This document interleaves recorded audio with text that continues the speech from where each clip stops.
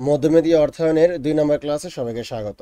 আজকে আমি আপনাদের সাথে মধ্যমেধী অর্থায়নের ঋণ পরিশোধ তালিকা নিয়ে আলোচনা করব। তাহলে চলুন শুরু করা যাক। ঋণ পরিশোধ তালিকা আমরা জানি যে ব্যাংক থেকে ঋণ আনার পর এই কিস্তিটা প্রতি বছরের নির্দিষ্ট সময়ের পরে ব্যাংক আমাকে পরিশোধ করতে হবে। এখন এই টাকাটা আমরা কিভাবে পরিশোধ করব সেটা একটা তালিকা নির্ণয় করতে হবে। এই তালিকাকে বলা হবে ঋণ পরিশোধ তালিকা, অর্থাৎ লোন অ্যামোর্টাইজেশন শিডিউল বা লোন রিপেমেন্ট শিডিউল। এই ঋণ পরিশোধ তালিকা সাধারণত দুই ধরনের হয়। একটি হলো বেলুন পেমেন্ট মেথড, আর একটা হলো ক্যাপিটাল রিকভারি মেথড। আমরা আজকে এই দুইটা নিয়ে আলোচনা করব। তো মিস্টার হাসান ব্যাংক থেকে 1,00,000 টাকা ঋণ নিয়েছে 5 বছরের জন্য 14% সুদে। এটা আমাদের মূল কথা, ঠিক আছে? কোথা থেকে ঋণ নিচ্ছে সেটা আমাদের দেখার বিষয় না। মূল কথা হলো যে ঋণ নিচ্ছে কত টাকা, কয় বছরের জন্য, আর কত পার্সেন্ট সুদে। এই তিনটা জিনিস থাকলেই হয়। তাহলে এখানে 1,00,000 টাকা ঋণ নেওয়া হয়েছে 5 বছরের জন্য 14% সুদে।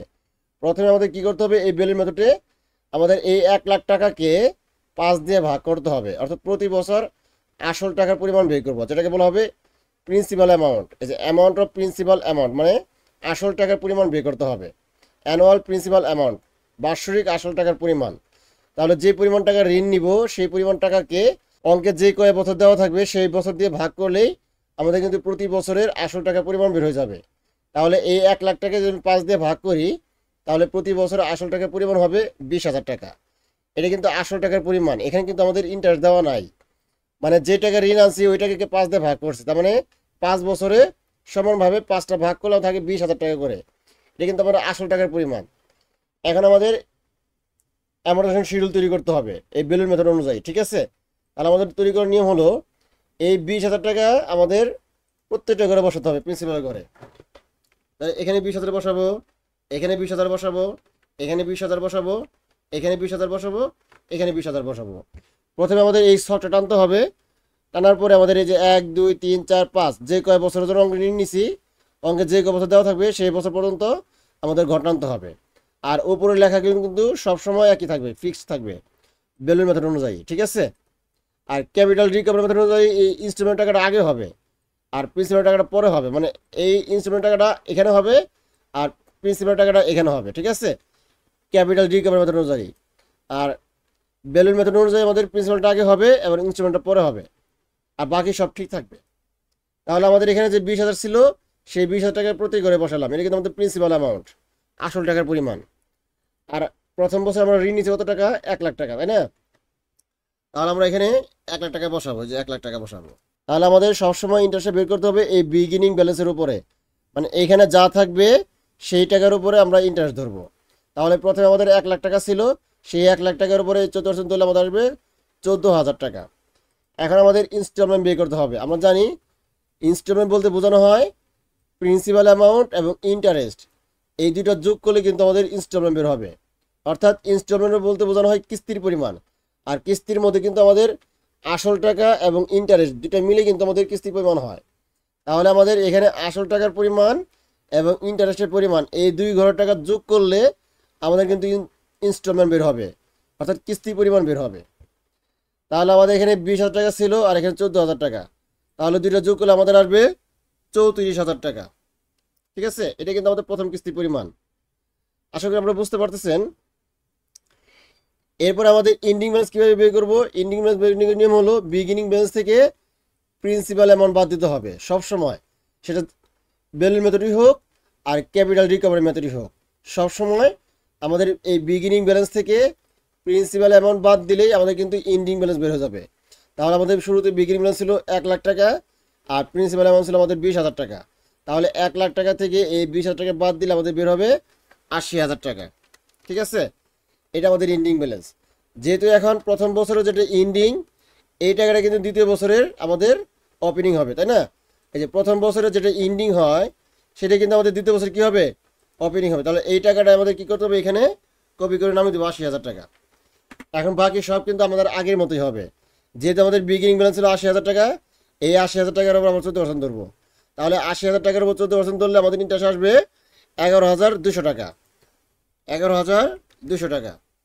এই 80,000 টাকার উপরে এই 14% ধরলে আমাদের কিন্তু এই 11,200 টাকা বের হবে। এখন আমাদের আগের মতোই এই 20,000 টাকার সাথে এই 11,200 যোগ করবো, যোগ করলে আমাদের বের হবে 31,200 টাকা, ঠিক আছে? আগের মতোই সেম আমাদের এন্ডিং ব্যালেন্স বের করতে হবে বিগিনিং ব্যালেন্স থেকে প্রিন্সিপাল অ্যামাউন্ট বাদ। তার মানে এই ৮০,০০০ টাকা থেকে যদি আমি এই ২০,০০০ বাদ দেই, আমাদের বের হবে ৬০,০০০ টাকা।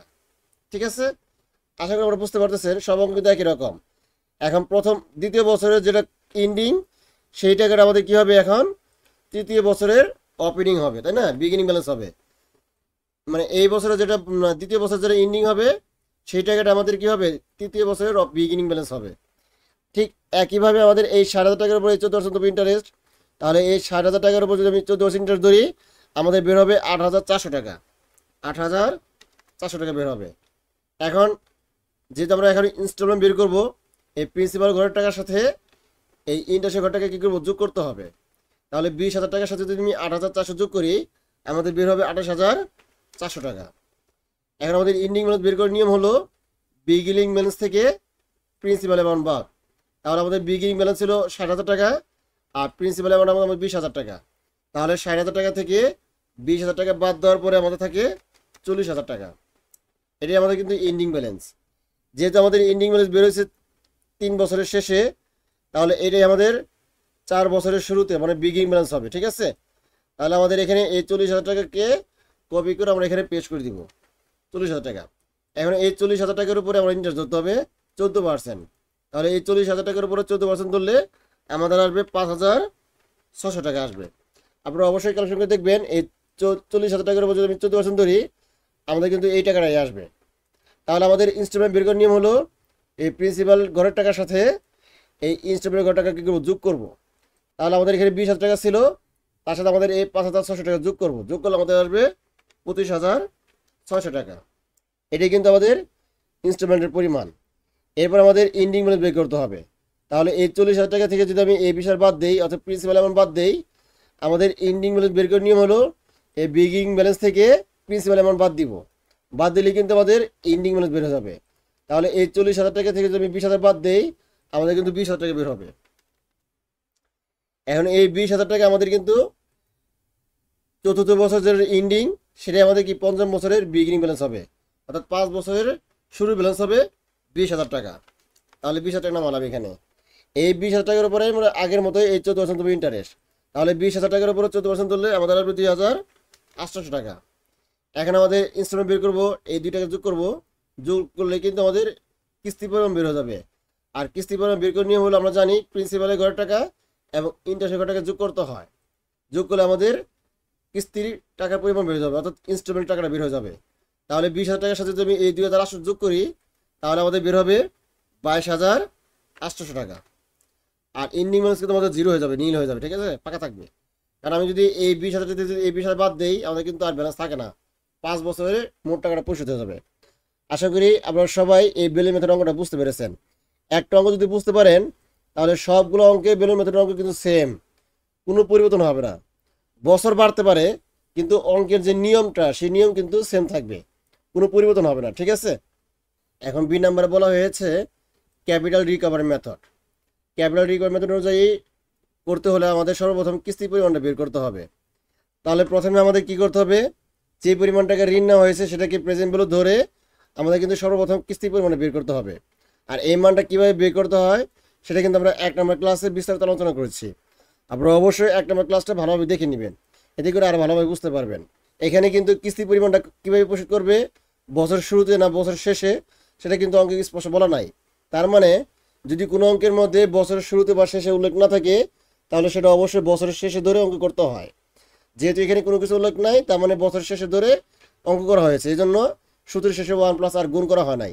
আর যদি বছর শুরুতে যদি কিস্তি প্রদান করা হতো, তাহলে সূত্রের শেষে 1+r গুণ করা হতো, যেটা আমরা ১ নম্বর ক্লাসে বিস্তারিত আলোচনা করেছি। আপনারা অবশ্যই ১ নম্বর ক্লাসটা ভালোভাবে দেখে নেবেন। ১ নম্বর ক্লাসটা দেখলে আপনারা এই ধরনের সমস্যাগুলো আর কোনো সমস্যা হবে না, খুব সহজে বুঝতে পারবেন। যাই হোক, তাহলে এখানে আমাদের ঋণ নেওয়া হয়েছে ১ লাখ টাকা। ১ লাখ টাকাকে প্রেজেন্ট ভ্যালু ধরতে হবে, আর এর মান দেওয়া আছে, এর মান দেওয়া আছে। তাহলে ১ লাখ টাকাকে প্রেজেন্ট ভ্যালু ধরে নিয়ে আমাদের এর মানটা বের করতে হবে। আর এ দ্বারা বোঝানো হয় আমাদের কিস্তি পরিমাণ, অর্থাৎ amount of instalment.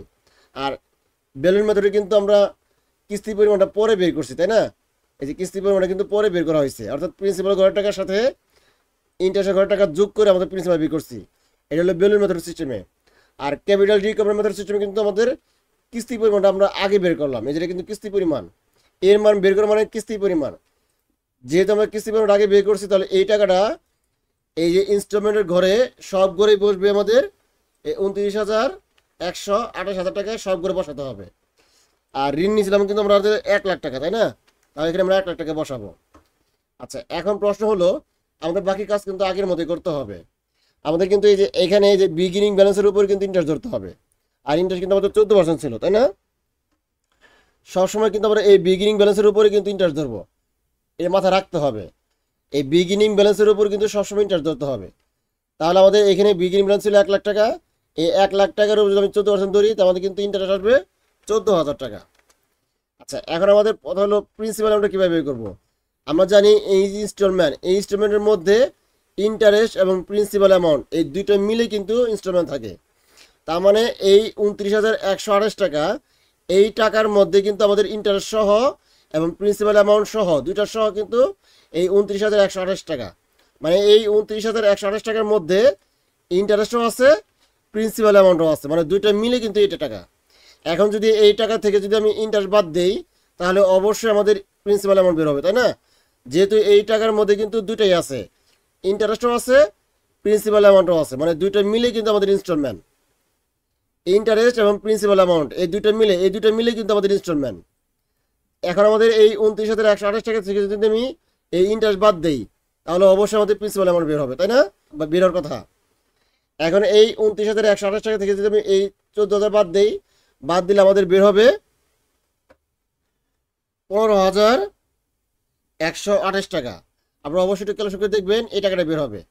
R ending balance কিন্তু আমরা আগের মতো বের করবো, বিগিনিং ব্যালেন্স থেকে প্রিন্সিপাল অ্যামাউন্ট বাদ দিতে হয়। তাহলে এই বিগিনিং ব্যালেন্স থেকে যদি আমি প্রিন্সিপাল অ্যামাউন্ট বাদ দেই, তাহলে আমাদের বের হবে, অর্থাৎ এই 1 লাখ টাকা থেকে যদি এই 15,128 টাকা বাদ দেই, তাহলে বের হবে আমাদের 84,872 টাকা। যেহেতু এই এন্ডিং ব্যালেন্স প্রথম বছরের, তাহলে অবশ্যই এটা দ্বিতীয় বছরের বিগিনিং ব্যালেন্স হবে। তাহলে এটা কপি করে আমরা এখানে নামাবো।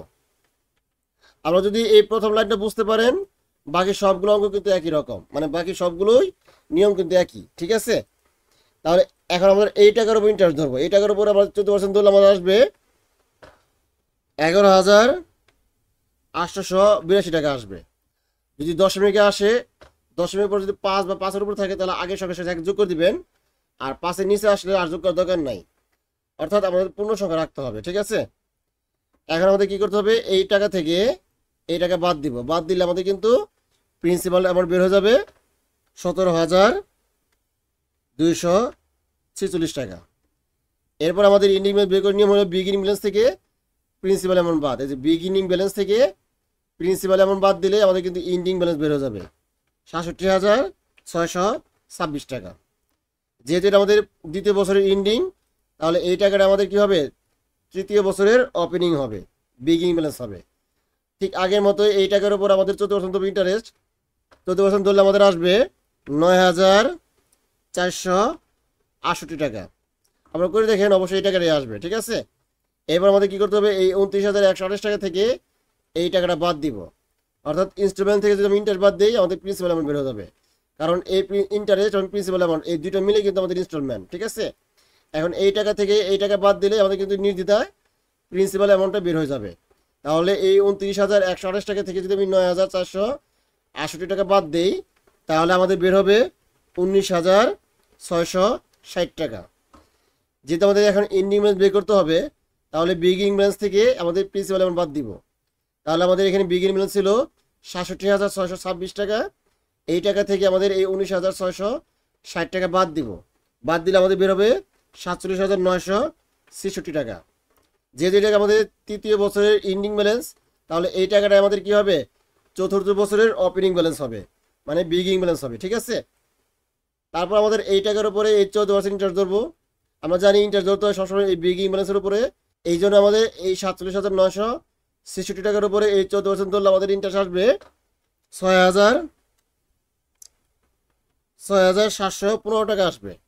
এবার আমাদের এই 29,128 টাকা থেকে এই টাকা বাদ দিলে আমাদের বের হবে প্রিন্সিপাল অ্যামাউন্ট 22,413 টাকা।